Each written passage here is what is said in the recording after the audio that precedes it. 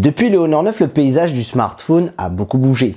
Les constructeurs chinois dévorent le marché, on peut parler de l'arrivée de Xiaomi, mais aussi de OnePlus qui continue de séduire de plus en plus de consommateurs. Mine de rien, Huawei avec Honor n'a peut-être pas dit son dernier mot, notamment avec le Honor 10, le smartphone haut de gamme à prix contenu. Salut tout le monde, je suis Mathieu de Rester Connecté. Alors Honor avec son Honor 10 peut-il contenir les assauts de ses homologues qui ont les dents de plus en plus longues? C'est ce qu'on va essayer de voir dans ce test.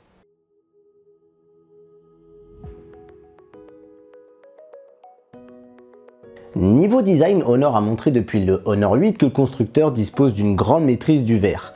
Avec le Honor 10, il propose une expérience visuelle jamais vue. D'ailleurs, ils n'ont pas lésiné sur les moyens puisque pour parvenir à ce résultat, il a fallu en mettre 15 couches donnant ce verre iridescent. On avait vu une vidéo teasing où on nous vend un dos en verre customisable en capturant des couleurs en photo. Si on a été un petit peu trompé par des effets d'annonce, l'expérience, même si moins futuriste, reste exceptionnelle et procure l'effet waouh. Sur ce coloris, le Phantom Green, le Honor 10 peut être à la fois vert, bleu, violet en fonction de l'angle où on le regarde. C'est d'ailleurs pour moi le modèle le plus réussi. Toutes les personnes qui ont vu ce téléphone sont séduites par ce coloris et cet effet brillant, mais il est clair que c'est un parti pris qui pourra en rebuter certains, notamment ceux qui sont à la recherche de smartphones plus sobres et moins tape à l'œil. À vous qui avez envie d'un Honor 10 passe-partout, je vous dirais de vous tourner vers le modèle noir. Même s'il reste brillant, celui-ci est bien plus discret que les autres couleurs. Après, le Honor 10, ce n'est pas qu'une face arrière ambitieuse, on y trouve un appareil bien conçu, digne d'un haut de gamme. On trouve sur la face avant la fameuse encoche. Même si elle est certes plus petite que certains concurrents, je préférais quand même... Bah ouais, mais t'envoies du rêve aussi. Autre point négatif, c'est l'appareil photo qui dépasse bien quand même. Globalement, on peut faire peu de reproches sur la conception de ce Honor 10, mais ça c'était déjà le cas depuis le 8 et le 9. La prise en main est également aussi positive, on a des dimensions plutôt compactes pour un écran de 6 pouces. À titre de comparaison, il est légèrement plus grand que le Galaxy S9, sans doute avec les 0,4 pouces de différence, mais il se prend bien en main. Ce qui ressort, c'est la finesse de l'appareil, 7,7 mm. C'est un point qui n'est plus mis en avant par les constructeurs, mais qui fait son effet. Par contre, sur ce point, je vous avoue que je préfère lui rajouter une coque de protection pour lui donner une meilleure préhension. Ça tombe bien, il y en a une fournie dans la boîte. L'appareil pèse 153 grammes, ce qui en fait un smartphone plutôt léger, mais ce n'est pas un poids plume non plus. Avec un peu de dextérité, on arrive à atteindre les extrémités du smartphone. Le bouton d'alimentation et du volume sont aussi facilement accessibles. Le défaut se situe peut-être sur la proximité du bouton d'alimentation et celui du volume moins. Du coup, je crois que j'ai jamais fait autant de screenshots sur un smartphone. Alors j'ai peut-être des gros doigts, mais ça ne m'était jamais arrivé avant. Les autres points négatifs sont les empreintes de doigts sur la surface arrière. Tu peux régler ce problème avec une coque. Le dernier, c'est que comme pour les modèles précédents, l'appareil est super glissant, mais il m'a l'air résistant aux petites chutes, même si je vous déconseille de tester juste pour pouvoir me démonter dans les commentaires. Si on donne la fiche technique, on retrouve le socle haut de gamme maison de chez Huawei, le e-Silicon Kirin 970, un socle qu'on retrouve depuis le Huawei Mate 10. On a 4 Go de RAM, ce qui est pour moi un regret, surtout que pour les personnes qui sont prêtes à faire un effort au niveau du prix, ils devront forcément passer par la case importation pour la version 6 Go. Et puis franchement, 4 Go Honor, je trouve qu'il y a moyen de commencer directement à 6. Sérieux. En plus, il faut qu'on parle. Sérieusement, qu'est-ce qui s'est passé avec le slot micro SD? Alors moi, ici j'ai le modèle 128 Go, donc ça va. Mais pour les personnes qui ont 64 Go, ça peut devenir un peu juste pour un gros utilisateur. Bref, j'ai du mal à comprendre le retrait de la carte micro SD. Honor ne s'est d'ailleurs pas justifié à ce sujet et j'espère que comme Samsung, ils reviendront dessus car personnellement, j'y suis attaché. Pour la batterie, on est sur 3400 mAh, c'est 200 mAh de plus par rapport au Honor 9, donc c'est toujours bon à prendre. Le Wi-Fi AC, le Bluetooth 4.2, pas de 5. Mention spéciale pour le port infrarouge, pratique pour piloter une télévision. Je sais pas pourquoi, j'ai l'impression que t'es MacGyver quand t'as un port infrarouge sur le smartphone. Et pour finir, on a un écran de 5,84 pouces LCD IPS en Full HD. Autre chose à noter qui me semble important, l'appareil est double SIM et les deux peuvent accueillir la 4G. On va avoir les classiques menus qui permettent de définir une carte par défaut pour l'utilisation des données mobiles, la carte par défaut pour les appels, effectuer un transfert d'appels entre les deux cartes, accéder à Internet pendant les appels, Eh ben ouais, certains ne le savent peut-être pas, mais sur d'autres appareils, on perd l'accès à la data pendant les appels.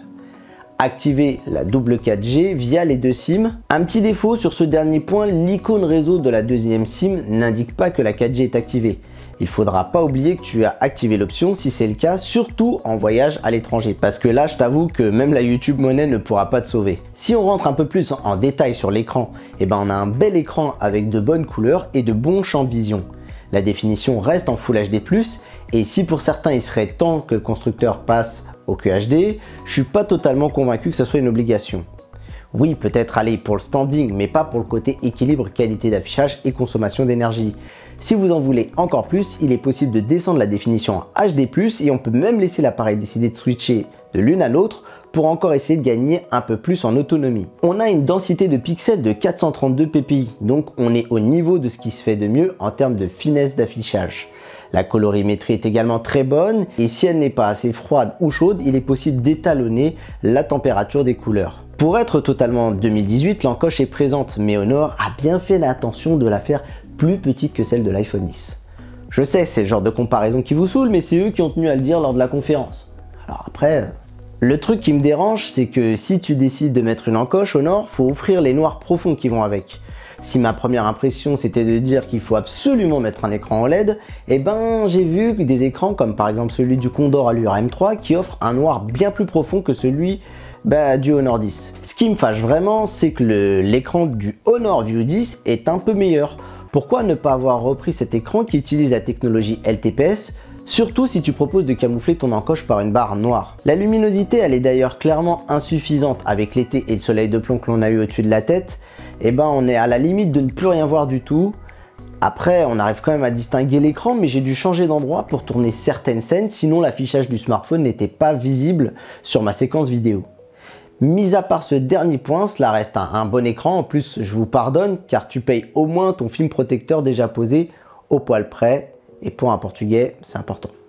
Le Honor 10 tourne sur Android 8.1, mais Emotion UI 8.1 recouvre entièrement l'expérience conçue par Google. Pour être totalement transparent avec vous, je suis plus fan d'un Android stock. Malgré tout, elle est plutôt complète et je trouve que esthétiquement, ce que j'aimais le moins évolue dans le bon sens. Je pense notamment à l'application Theme qui propose des habillages sympathiques. Du coup, je me suis empressé de customiser mes icônes que je trouve pas terribles sorties de sa boîte. J'ai du mal à trouver des failles dans cette surcouche tant l'expérience et la customisation est assez complète. Sur le Honor 10, elle est restée fluide pendant toute la durée alors que l'appareil n'a que 4 Go de RAM.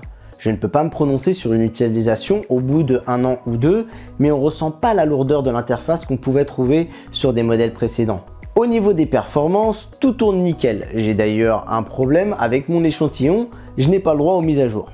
J'ai pas encore réussi à en discuter avec Alexis de Honor, je lui passe un petit bonjour au passage, donc je n'ai pas accès au GPU turbo. Malgré tout, les jeux les plus gourmands du Play Store tournent sans accroc.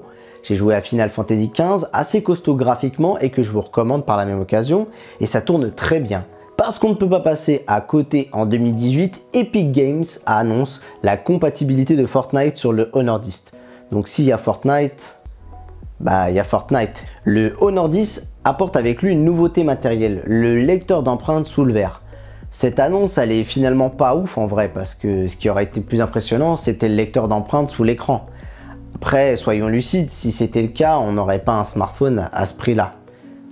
Comme il faut quand même te vendre le truc, parce que le lecteur d'empreintes sous le verre, c'est une première en Europe et que c'est un argument supplémentaire pour le constructeur, ils l'ont baptisé Ultrasonic, rien que ça. Derrière ce nom, cette technologie émet des ondes très haute fréquence. Le constructeur met en avant le fait qu'il est possible d'ailleurs de l'utiliser avec les doigts sales ou mouillés. Alors au final, qu'est-ce que ça donne tout ça?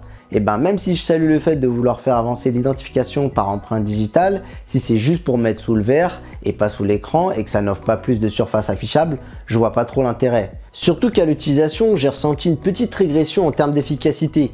Le lecteur est moins efficace que ce que proposait Huawei et donc ici Honor par rapport au lecteur physique. Ça reconnaît un peu moins bien et c'est moins rapide. Honor a promis qu'une mise à jour allait améliorer tout ça, mais faute de pouvoir l'essayer avant le test, il faudra les croire sur le parole. Si le Honor 10 démontre qu'un déverrouillage facial peut s'obtenir sur un smartphone à moins de 400 €, il faut tout de même expliquer que le level d'Apple dans sa technologie Face ID est bien au-dessus. Un bon nombre de capteurs ne sont pas présents sur la solution d'Honor, mais que vaut la reconnaissance faciale sur le Honor 10? Eh bien, elle est plutôt convaincante. Et pour vous faire ce retour, j'ai procédé à différents tests, comme tenter un déverrouillage avec quelques photos, un déverrouillage dans un lieu obscur, un déverrouillage avec des lunettes de soleil, qui ne fonctionnent pas d'ailleurs quand on les porte, mais ça fonctionne quand on les met au-dessus de sa tête. Globalement, je peux vous dire que je note un taux de réussite qui s'avoisine autour des 95%, on va dire. Pour la partie photo, on a un premier capteur à l'avant de 24 mégapixels en f2.0 qui propose des selfies plutôt bons, bien détaillés une fois qu'on a désactivé le filtre beauté. On arrive à avoir un bon niveau de détail, mais attention, on reste quand même sur un capteur frontal. Du coup, pour les photos basse luminosité, ça reste pas top. À l'arrière, on a le double capteur. Le premier est un 16 mégapixels ouverture f1.8 RGB, c'est-à-dire couleur, et le second est de 24 mégapixels en noir et blanc. Dans les faits, il est possible de prendre une photo en 24 mégapixels en couleur, mais certaines fonctionnalités comme le zoom ne sont pas disponibles. Ce qui se passe, c'est qu'il prend la photo en noir et blanc et se sert du capteur 16 mégapixels pour appliquer les couleurs. Alors, quelles sont les améliorations par rapport au Honor 9? Déjà, il semblerait que Honor valide sa philosophie. Le capteur qui détient le plus grand nombre de pixels est en noir et blanc et le plus petit en couleur. Les photos en plein jour ont progressé avec de meilleurs détails, notamment grâce à une plus grande plage dynamique. Quand on compare les photos avec d'autres concurrents comme le OnePlus 5T, on constate dans les détails que le traitement logiciel est très agressif, peut-être trop. Si on ne compare pas, on dira que c'est une excellente photo, mais lors de mes confrontations, les photos du Honor 10 font plus artificielles. Si on n'a pas de point de comparaison et qu'on regarde juste la photo, le résultat est plutôt positif. Mais lors de mes confrontations, les photos du Honor 10 font plus artificielles. Pour ma part, c'est loin d'être un défaut, surtout pour le grand public qui veut de belles photos sans s'attarder sur ce genre de détails. Mais pour les personnes qui s'intéressent à la photo, ils verront ça d'un autre œil. C'est un peu la même philosophie qu'on trouvait d'ailleurs sur les Galaxy S6 et S7.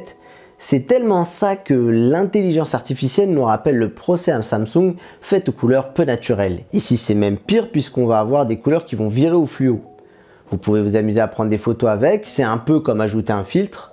Le résultat ne sera pas naturel mais peut plaire à certains. De toute façon, Honor a la bonne idée de permettre de désactiver ce traitement après avoir pris le cliché. Malgré la mauvaise presse que je viens de faire sur l'élément le plus marketing du Honor 10, je vais vous montrer que cette IA est pour le coup plus utile qu'on ne le pense. Le cas de figure où il apportera un vrai bénéfice, c'est sur la photo de nuit. L'IA arrive à récupérer des détails là où le capteur échoue. Du coup, je vous le recommande pour les photos en basse luminosité. Par contre, je vous avoue être moins hypé par le zoom hybride qui n'arrive pas à me convenir.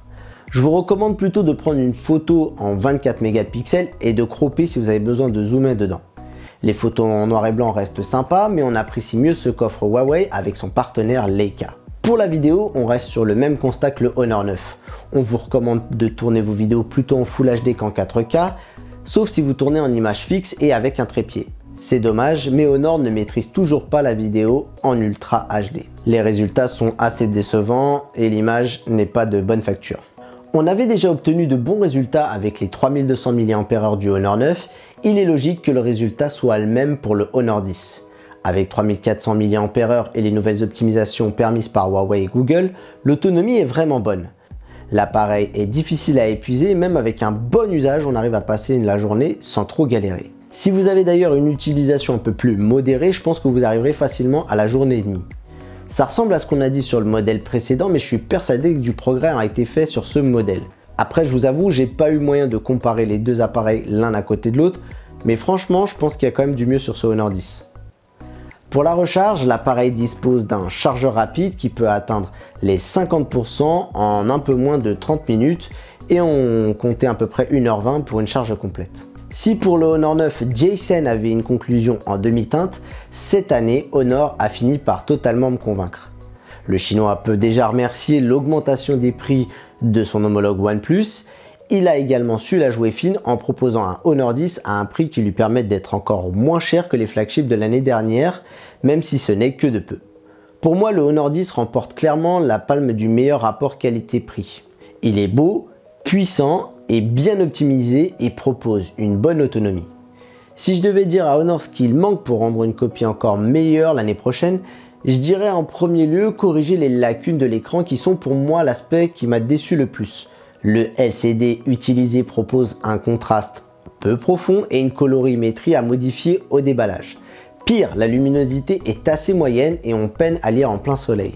Malgré son prix, j'espère que le constructeur parviendra à faire mieux que 80% du taux d'occupation de l'écran par rapport au boîtier. Le second point, l'interface d'Emotion UI ne vieillit pas très bien. J'ai presque envie de vous conseiller d'installer un autre launcher, mais je peux rien pour vous pour proposer de reloquer les paramètres et comptez pas sur la banque de thèmes, ça fait à peine cache-misère. Le troisième point sera pour la vidéo. Dommage car la photo, elle s'est améliorée. Je vous conseille juste de continuer de filmer en Full HD et non en 4K.